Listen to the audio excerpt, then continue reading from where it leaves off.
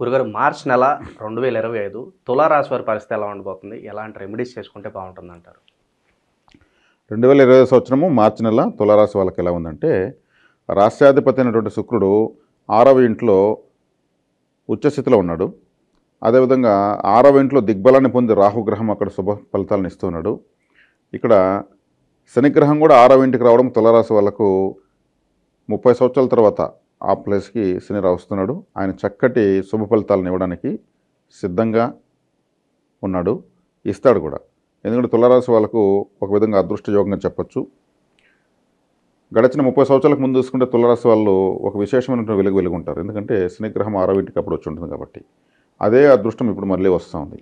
ఈ మాసం తీసుకుంటే విశేషించి 6వ స్థానంలో శనిగ్రహము మాసాంతానికి వస్తుంది. మాసాంతానికంతా కూడా రవి, శుక్రుడు, బుధుడు, రాహువు, శని వీళ్ళతో పాటు చంద్రుడు కూడా కలుస్తున్నాడు.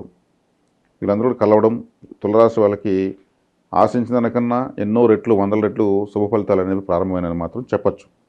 వ్యయ స్థానంలో కేతువు, మోక్షకారకుడు మోక్షస్థానంలో ఉండడం వీళ్ళకు దైవబలం అధికంగా ఉందని చెప్పచ్చు. మరి అష్టమ స్థానంలో గురువు ఉన్నా కానీ తను ఇన్ని గ్రహాల శుభ ఫలితాలు ఇస్తున్నప్పుడు గురువు యొక్క అశుభత్వం అనేది ఈ రాశి వాళ్ళకి పనిచేయదు. శుభమే ఎక్కువ ఉంది. ఎందుకంటే తృతీయ షష్టాధిపతి అయినటువంటి గురువు అష్టమంలో పడ్డాడు. అంటే ఒక పాపస్థానాధిపతి పాపస్థానంలో పడ్డాడు కాబట్టి అతను మనకు పాపాన్ని చేయలేడు. దుస్థానాధిపతి దుస్థానంలో పడిపోయాడు. అంటే మనకు శత్రువుకు బలం లేదు. తులారాశి వాళ్ళకు గురుబలం లేదు, గురుబలం లేదు అనుకూలం వస్తుంది. గురుబలం లేకపోతేనే తులారాశి బాగుంటుంది. వీళ్ళకు ఉండాల్సిన శుక్రబలము, శనిబలము, రాహుబలము, బుధబలము చక్కగా ఈ బలం వీళ్ళందరూ కలుస్తున్నారు. కాబట్టి తులారాశి వాళ్ళు ఆశించిన కన్నా ఎక్కువ ఫలితాలని చెప్పచ్చు. భాగ్యస్థానంలో అంగారకుడు ఉన్నాడు. భాగ్యస్థానంలో అంగారకుడు ఉన్నంత మాత్రాన ఆ భాగ్యాధిపతి చక్కగా ఉచ్చస్థిత శుక్రుడితో ఈ ఇతర మిత్రులతో కూడా కలిసి మంచి స్థితిలోనే ఉన్నాడు. కాబట్టి భాగ్యాధిపతి యొక్క స్థితి బాగుంది కాబట్టి భాగ్యంలో కుజుడున్నా కానీ వీళ్ళు ఆధారపడవలసిన అవసరం లేదు.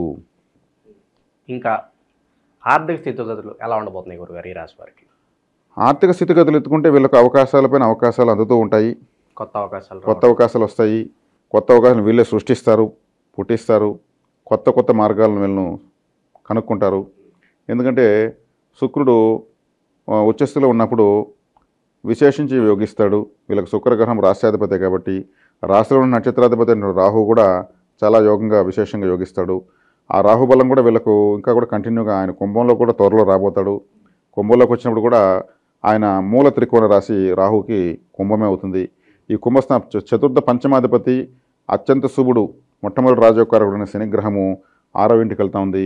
కాబట్టి వీళ్ళకి విశేషించి ఇంకా కూడా రాబోయే సంవత్సరాల్లో కూడా రాబోయే సంవత్సరాల్లో కూడా విశేషించి యోగించేటువంటి జాతకులుగా ఈ తులారాశి వాళ్ళని చెప్పచ్చు.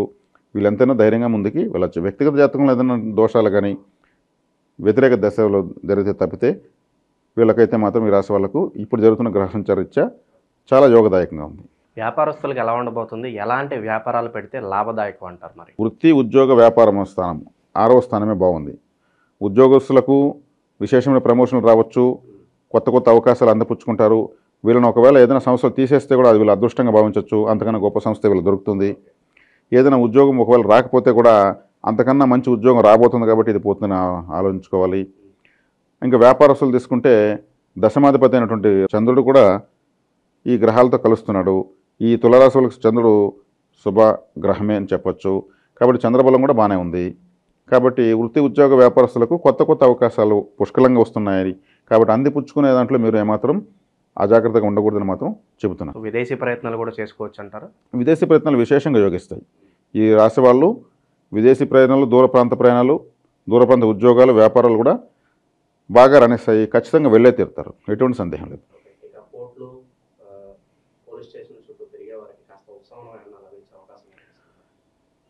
అవి చెప్పుకోవడానికే ఉంటాయి. ఒకవేళ వీళ్ళకు దీర్ఘకాలికంగా ఏదైనా సమస్య ఉంటే కూడా వీళ్ళకి అనుకూలంగా మారేదానికి అవకాశాల పరిస్థితులు ఉన్నాయి. అవతల వాళ్ళు వీళ్ళతో రాజీ కుదుర్చుకోవడానికి అవకాశాలు ఎక్కువ ఉన్నాయి. వీళ్ళకు సానుకూల వాతావరణము అంటే దీర్ఘకాలికంగా పీడిస్తున్నటువంటి కోర్టు సమస్యలు కూడా వీళ్ళకు వెళ్ళిపోతాయి మబ్బులు విన్నట్టు. కాబట్టి వీళ్ళు ధైర్యంగా వీళ్ళు ముందుకు వెళ్ళొచ్చు. సంప్రదింపులు వీళ్ళే ఒక అడుగు ముందుకేసి కూడా రాజీ ప్రయత్నాలు కానీ ప్రయత్నిస్తే ఖచ్చితంగా అవన్నీ త్వరగా తీరిపోతాయి. ఇక ఆరోగ్యపరంగా ఎలా ఉండబోతుంది, అలాగే ఆకస్మిక ధనలాభం ఏమన్నా అంటే వేరే సోర్స్ నుంచి ఇంకో డబ్బులు రావడం, మల్టిపుల్ ఇన్కమ్ జనరేట్ అవ్వడం ఇలాంటివి ఏమన్నా కనిపిస్తుంది? ఇప్పుడు మీరు అడిగిన దానికి ఖచ్చితంగా అవకాశం ఎక్కువ అందుకే ఉంది. ఆకస్మిక ధనయోగము అంటే ఆకస్మికంగా అవకాశాలు కలిసి రావడం అని అర్థము. కలిసి వచ్చే అవకాశాలు కూడా సద్వినియోగం చేసుకుంటారు వీళ్ళు. అదేవిధంగా ఇంకా డబ్బులు కలిసి రావడం ఉన్నారు కదా, అంటే వీళ్ళు పెట్టే పెట్టుబడులు కూడా బాగా సఫలీకృతం అవుతాయి. పెట్టిన డబ్బుకి ఎన్నో వందల రెట్లు లాభాలు వచ్చేదానికి మార్గాలు ఏర్పడిపోతాయి. వృత్తి ఉద్యోగ వ్యాపార స్థానంలో అయినటువంటి 6వ స్థానంలో ఇన్ని గ్రహాల కలయిక వల్ల వీళ్ళకి ఎక్కువగా మల్టిపుల్ ఆపర్చునిటీస్ అనేవి విశేషంగా కలుగుతాయి. ఒక రాహు ఉంటేనే ఎంతో విశేషంగా యోగిస్తుంది తులారాశి వాళ్ళకు. అటువంటి రాహుకి మిత్రులైనటువంటి శని, బుధ, శుక్ర, చంద్రులు వీళ్ళంతా కూడా వస్తున్నారు. కాబట్టి విశేషంగా వీళ్ళకు విపరీత రాజయోగం అని చెప్పొచ్చు తులారాశి వాళ్ళకు. గురుగారు, అలాగే రైతులకి విశేషంగా మహిళలకు ఎలా ఉండబోతుంది? చాలామంది అడుగుతారు, మా గురించి ఏమన్నా చెప్పండి గురుగారు అని చెప్పి కామెంట్స్లో అడుగుతూ ఉంటారు. మరి మహిళలకు ఎలా ఉండబోతుంది? స్త్రీ కారకుడు శుక్రుడు ఉచ్చస్థితి పడుతున్నాడు. తులారాశి సప్తమ అంటే కాలపురుషునికి 7వ ఇల్లు, మేషం నుంచి 7వ ఇల్లు. అంటే ఇక్కడ స్త్రీ కారకుడు శుక్రుడు ఉచ్చస్థితికి రావడం అనేది సంవత్సరానికి ఒకసారి మాత్రమే జరుగుతుంది. ఈ రాశి స్త్రీలకు విశేషించి వాళ్లకు చక్కటి నూతన వస్తు, వస్త్ర, ఆభరణ లాభం అని చెప్పచ్చు. వాళ్ళు కొనుక్కోవాలంటే మంచి బట్టలు, కాస్ట్లీ మంచి విలువైనటువంటి వస్త్రాలు, అదేవిధంగా ఆభరణాలు, అదేవిధంగా వస్తువులు అన్నీ కూడా మంచి సౌఖ్యవంతమైనటువంటి మాసంగా ఈ మాసాన్ని చెప్పచ్చు. ఇక వైవాహిక జీవితం ఎలా ఉండబోతుంది గురుగారు? కుటుంబం మధ్యలో ఏదైనా మనస్పర్ధలు ఉంటాయి, తొలగిపోయే అవకాశాలు కనిపిస్తున్నాయి. ఇప్పుడు టైం బాగాలేదనుకోండి, రామ అంటే కూడా బూతుగా అనిపిస్తుంది. టైం బాగుందనుకోండి, బూతు మాటలన రామ అని అనిపిస్తుంది. ఇప్పుడు వీళ్ళ టైం చాలా బాగుంది. వీళ్ళు ఏమన్నా కానీ అవతల వాళ్ళకి సర్దుకొని పోవాలనిపిస్తుంది. అయ్యో నువ్వంటే నాకేమీ బాధలేదు అని అనిపిస్తుంది. ఎందుకంటే శుక్రుడు ఉల్లాసమరమైనటువంటి గ్రహము, ఆయన ఉచ్చస్థితిలో ఉన్నాడు. అదేవిధంగా ఆయనకి ఇష్టమైనటువంటి వాళ్ళు శని, బుధ, రాహువులతో కలిసి ఉన్నాడు. కాబట్టి వీళ్ళకి అటువంటి మనస్పర్ధలు, ఇటువంటి చిక్కులు, చీకాకులు అయితే ఏమీ లేవు. ఒకవేళ ఉంటే అది వాళ్ళ వ్యక్తిగత జాతకంలో ఉన్నటువంటి దోషం వల్ల ఉండొచ్చు. కానీ ఇప్పుడున్న గ్రహసంచార తెచ్చి అత్యంత శుభదాయకమైన, సంతోషమైన కాలంగా ఈ సమయాన్ని చెప్పవచ్చు. సో మొత్తానికి మంచి రిజల్ట్సే ఉండబోతున్నాయి అంట. చాలా అద్భుతంగా ఉంది తులారాశి వాళ్ళకు. ఇంకా మెరుగైన ఫలితాలు పొందడానికి గురుగారు ఈ రాశి వారికి మంచి రెమెడీస్ ఏదైనా ఉంటే తెలియజేయండి. మంచి రెమెడీస్ అంటే శుక్రుడు అంటేనే లిక్విడ్ స్వీట్స్. లిక్విడ్ స్వీట్స్ అంటే బూందీ, హల్వా, మరి గులాబ్ జామ్, రసగుల్లా, మరి పాల్కోవా, అదేవిధంగా పాయసము, ఇలాంటి స్వీట్స్ అంతా కూడా శుక్రుడే. ద్రవ పదార్థ రూపంలో ఉన్నటువంటి తీయటి పదార్థాలంతా కూడా శుక్రగ్రహం. ఇటువంటి తీయటి పదార్థాలను వీళ్ళు దేవుడికి నివేదించి ప్రసాదంగా స్వీకరించడం వల్ల లక్ష్మీ కటాక్షము, మగవాళ్ళకైతే స్త్రీ శయ్య సౌఖ్యము, ఆడవాళ్ళకైతే ఆ వస్త్రాభరణ భూషణ లాభము. అంటే శుక్రుడు యొక్క కారకత్వాన్ని ఎక్కువ స్వీకరించాలి, కలిసి వచ్చేదాన్ని స్వీకరించాలి, కలిసి దానం ఇవ్వాలి.